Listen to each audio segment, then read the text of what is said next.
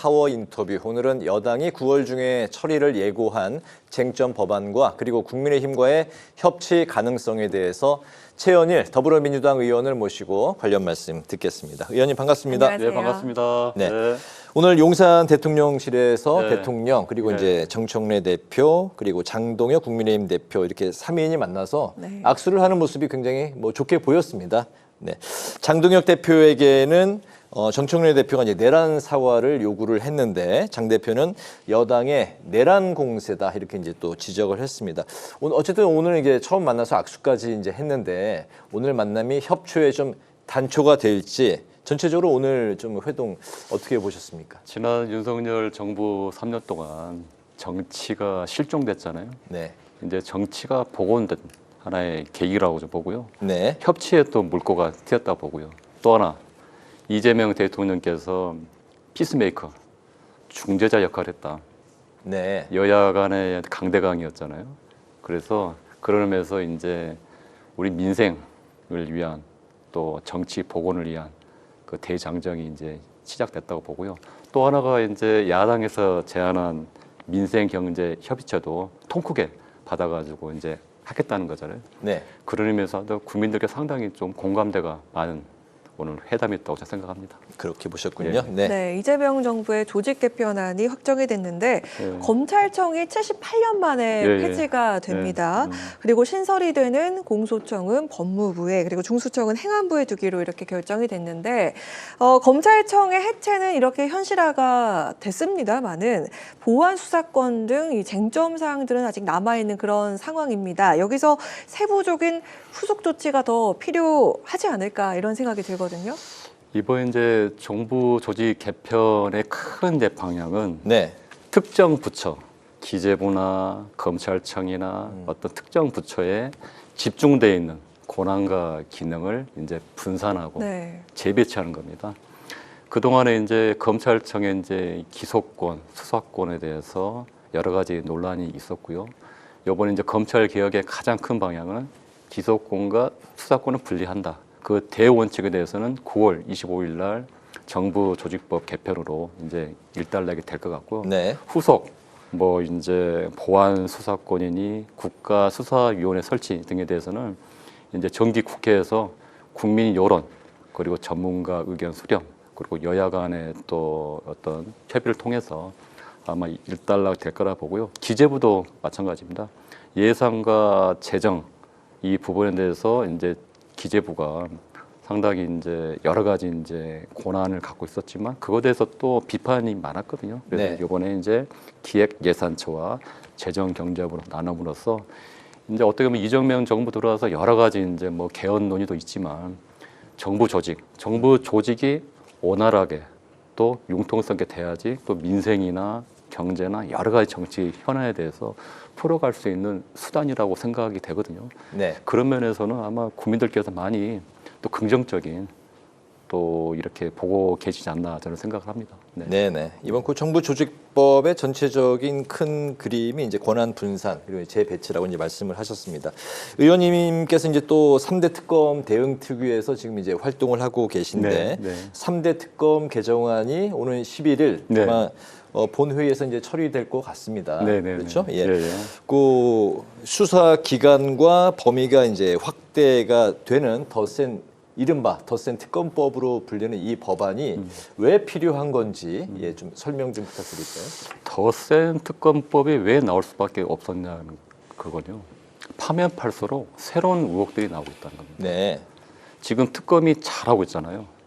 잘하고 있는데 지금 뭐 이배용 국가교육위원장 메가매직 사건, 권성동 의원의 통일교였던 뭐 불법 장치저금 수수 의혹, 네. 김건희 또 전 여사의 선상 파티 사건 등 전혀 예상치 못한 건들이 나옴으로써 특검의 이제 수사 기간은 이제 기한이 다가오고 있습니다. 네. 또 특검 인력에 대한 요청도 있습니다. 그런데 지금 의혹은 나오고 있고, 그러니까 그런 상황에서 특검법을 보완할 수밖에 없는 겁니다. 왜 국민당에서 이 상황에서 기한이 끝났으니까 수사 끝? 그건 아니죠. 그래서 그런 면에서는 더 센 특검법이라기보다는 더 진상 규명과 책임자 처벌에 더 가까운 어떻게 보면 진실을 규명하는 아주 그런 의미에서는 필요하다고 좀 봅니다. 네네. 네, 자, 그리고 지금 여당이 추진하고 있는 내란 특별재판부에 대해서도 국민의힘이 지금 맹공을 가하고 있는데 이게 나치 인민법원이다 이렇게 공격을 하고 있고요. 그리고 그 대법원과 또 법원 행정처에서도 일부 위헌 소지를 우려를 하고 있습니다. 그리고 지기현 재판부도 12월까지는 재판 심리를 마칠 수 있도록 하겠다. 그리고 재판을 중계하는 것도 이거 검토를 또 해보겠다 이렇게 입장을 내놨거든요. 네. 그리고 재판부의 답변과 이런 위헌 우려에 대해서 어떤 생각 갖고 계실까요? 이번에 뭐 내란 특별재판부는 확정된 건 아니고요. 지금 이제 논의 단계에 있습니다. 그래서 최근에 이제 김병기 대표도 필요성에 대해서는 먼저 판단하고 나서 그 다음에 이제 논의를 한다고 했기 때문에 뭐 야당에서 주장하는 그런 여러 가지 우려는 없다고 보고 다만 네. 왜 내란 특별재판부라는 얘기가 나왔을까에 대해서는 사법부에 대한 불신입니다. 뭐 대선 막판에 조희대 또 대법원장의 대선 개입 의혹이 또 있었고 또 하나가 이제 지기현 판사 같은 경우도 도저히 이해할 수 없는 윤석열 전 대통령에 대해 석방을 하는 거. 또 그 이후에 뭐 지기현 판사 접대 의혹에 대해서도 조사를 한 지 법원에서 3개월 넘었는데 결과를 발표하지 않았습니다. 그리고 또 최근에는 한덕수 전 총리가 구속영장이 기각이 됐습니다. 네. 여러 가지를 보면서 오죽했으면 이런 얘기가 나온다. 그거에 대해서 사법부도 냉철하게 좀 반성을 하고 또 여러 가지 제도적인 변화가 또 필요하다고 생각합니다. 그 부분에 대해서는 뭐 특별재판부가 하느냐 마느냐 그거보다는 그거에 대해서 본질적인 문제에 대해서 좀 보시는 게 낫지 않겠냐라는 생각이 듭니다. 네, 이번 정권이 이제 강하게 초반에 드라이브를 걸고 있는 3대 특검. 또 이제 대응 특위위원으로 활동하고 계신데 이번에 네. 또 언론개혁 특위 네. 핵심적인 일을 지금 네. 많이 맡고 계십니다. 네. 어깨가 굉장히 무거우실 것 같은데요. 네. 방통위 폐지가 이제 확정이 됐습니다. 대신에 방송미디어통신위원회가 이제 신설이 됐는데 이게 이제 언제쯤 어떻게 좀 바뀌는 건지 그렇게 되면 현재 방통위원장인 이진숙 방통위원장은 아까 이제 그 부칙의 임기 승계가 불가하다 이런 이제 안이 있다고 하는데 전체적으로 좀 설명 좀 부탁드릴게요. 일단 뭐 방통위원회가 없어지기 때문에 네. 미디어 방송통신위로 생기면 당연히 이제 자동 면직이 됩니다. 부처가 사라지니까 이제 새로운 부처 생기니까 자동 면직이요. 자동 면직이 되고요. 그래서 이제 그런 이제 방통위 조직 개편 논의는 이미 10년 전부터 논의가 됐던 겁니다. 그래서 이번에 좀 늦은 감이 있지만 잘 됐다고 생각하고 또 하나가 이제 새 정부 출범되고 나서 모든 부처들이 이제 조직 개편, 아까 같은 권한을 분산하고 재배치하는 과정에서 있는 겁니다. 또 하나가 이제 이게 방송미디어통신위원회 같은 경우는 방송 관련 기능이 여러 부서에 분산돼 있었습니다. 그거를 하나로 모아서 미디어 방송통신위원회로 만들자는 겁니다. 그래서 그거에 대해서는 대부분 전문가분들이나 또 시민사회나 또 언론계 분들도 상당히 동의하고 있고요. 또 하나가 이제 방송에 대해서 중립성, 정치적 중립성. 요번에 방송 3법도 통과가 됐잖아요. 그런 네. 취지에서 기존의 5인 상임위원 체제에서 상임위원은 3명, 비상임 5명으로 바꿔서 더 이상 권력이 방송에 개입하지 못한 것을 쐐기를 박는 법이라고 보시면 될 것 같습니다. 네네. 네, 그리고 언론개혁 입법에도 속도를 내고 있는데 추석 전까지 처리를 목표로 하고 있는 언론중재법 개정안 핵심은 유튜브까지 포함이 된 징벌적 손해배상제 도입입니다. 네. 물론 이 가짜 뉴스가 지금 무분별하게 계속 퍼지고 있는데 이걸 좀 예방하는 순기능도 있지만서도 아무래도 그 언론의 표현의 자유를 침해하는 거 아니냐 이런 우려도 있거든요. 이거 좀 반론이 있는데 어떻게 생각을 하십니까? 그래서 똑같은 이건 마찬가지로요. 언론중재법 개정안도 아직 확정된 거 아니고요. 언론계는 학계 의견을 지금 취합하고 지금 있습니다. 네. 하고 있고 지금 이제 유튜브 같은 경우는 언론중재법이 아닌 정보통신망법에서 다룰 예정이고요. 이제 손해배상 문제인데 징벌적 손해배상이라는 명칭보다도 배액 손해배상이라는 용어가 맞는 것 같습니다. 네. 특히 저희가 이제 통상적으로 오보라고 하는 네. 그거에 대해서 손해배상에 대해서는 그 피해자가 받은 손해만큼만 한다는 게 원칙이고요. 다만 고의나 중과실이 있는 어떤 그 허위 보도, 정정 보도에 결정했는데 또 허위 보도를 한단 말이에요. 네. 그러면 좀 심각하잖아요. 그런 경우에는 배액 배상을 한다는 겁니다. 음. 근데 그 부분도 국회에서 논의를 해야 되고요. 학계와 전문가의 의견을 취합해가지고 아마 정기국회 때 아마 조만간 25일 날 결정이 날 것 같습니다. 아, 네. 네네, 알겠습니다. 조금 전에 그 방송미디어통신위원회 위원이 상임 3명, 비상임 5명 정도. 제가 알기로는 이제 7명, 비상임이 4명으로 알고 있습니다. 비상임이 6명 정도 되는. 예. 어쨌든 그런가요? 7명 정도 그렇죠. 예, 그 예, 부분 좀 그 정정을 바로 잡고요. 알겠습니다. 그리고 정청래 대표가 이제 3대 개혁을 반드시 완수하겠다 이렇게 강조를 했는데 중요한 게 또 동력을 얻으려면 민심 아니겠습니까?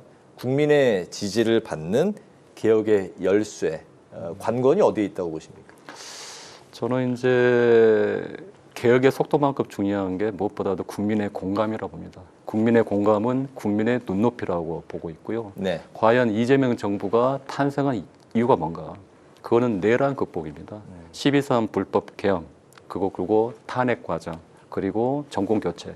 그럼 국민들이 지금 이재명 정부 3년 동안 상당히 청량감을 느끼고 있습니다. 네. 잘하고 있다. 오늘도 용서회담 잘했잖아요. 다만 또 하나, 그래도 3가지 과제는 한다.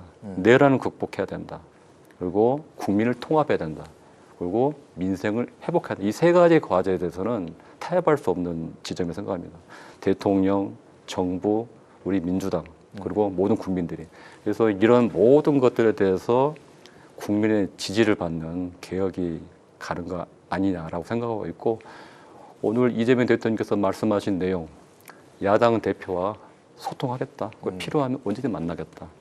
그래서 그런 부분이 국민들로부터 많은 지지를 받고 있냐 하는 생각입니다. 네, 네. 알겠습니다. 우리 국회가 있는 이 여의도, 영등포가 참 일도 많고 이벤트도 많고 다사다난한 것 같은데 영등포 구청장을 또 역임하셨잖아요. 맞습니다. 근데 또 그 이후로 22대 국회 입성하면서 예. 실용과 또 행정 감각까지 겸비한 정치인으로 지금 행안위에서 활동을 하고 계십니다. 맞습니다. 정기국회 꽃이라고 불리는 국정감사 기간이 이제 곧 예. 다가올 텐데요. 예. 지금 두 번째 받는 국정감사가 될 텐데 어떻게 지금 좀 준비를 하고 계신지 궁금하고 좀 집중을 하고 계신 사안이 있으신지 궁금하거든요. 이번 이제 국정감사는 이제 2번째고요. 이제 제일 중요한 거는 정권 교체 이후에 첫 번째 국정감사잖아요. 윤석열 정부의 국정농단에 대해서 정확하게 짚는 국정감사가 돼야 된다고 생각합니다. 그리고 이제 그 전에 저희 이제 행정안전위원회에서는 오송 지하차도 참사 사회 국정조사가 시작이 됩니다. 그거에 대해서 이제 기관 보고와 증인들 불러서 이제 보고요. 그 다음에 이제 국정감사로 넘어가는데요. 그 부분도 잘 챙기고요. 또 제가 이제 행정안전위원회, 여가위, 운영위원회 3가지 위원회 맡고 있습니다. 굉장히 바쁘시네요. 바쁩니다. 그래서 그거 좀 하고 네. 있고요. 이제 또 하나가 이제 지방자치단체를 소관하는 행정안전위원회입니다. 그중에 가장 큰 기관이 서울시입니다. 네. 근데 오세훈 서울시장에 대한 평가가 많이 엇갈리는데 보여주기식, 서울 1,000만 시민을 상대로 보여주기식 전시성 행정을 한다는 얘기가 많습니다. 뭐 리버버스 등 해가지고 그래서 그 부분에 대해서 그 서울시 행정에 대해서 잘하고 있는지, 또 오세훈 시정의 그 기간 동안에 또 잘못된 것에 대해서 지적을 해가지고 그 부분도 좀 제대로 짚고자 합니다. 네. 네, 알겠습니다. 이제 파워 인터뷰 마칠 시간인데 의원님과 오늘 잠깐 동안 이야기를 나누면서 네. 느꼈던 건 굉장히 강단이 있으신 것 같고 민주당의 각종 주요 핵심 정책에 대한 브레인으로 활동을 하고 계시는구나. 그리고 굉장히 바쁘시구나. 예, 많이 그런 걸 느꼈습니다. 마치도록 하겠습니다. 네, 감사합니다. 오늘 민주당이 추진 중인 각종 개혁에 대해서 더불어민주당의 최현일 의원을 모시고 관련 말씀 들었습니다. 말씀 네, 잘 잘 들었습니다. 들었습니다. 고맙습니다. 네, 고맙습니다. 네.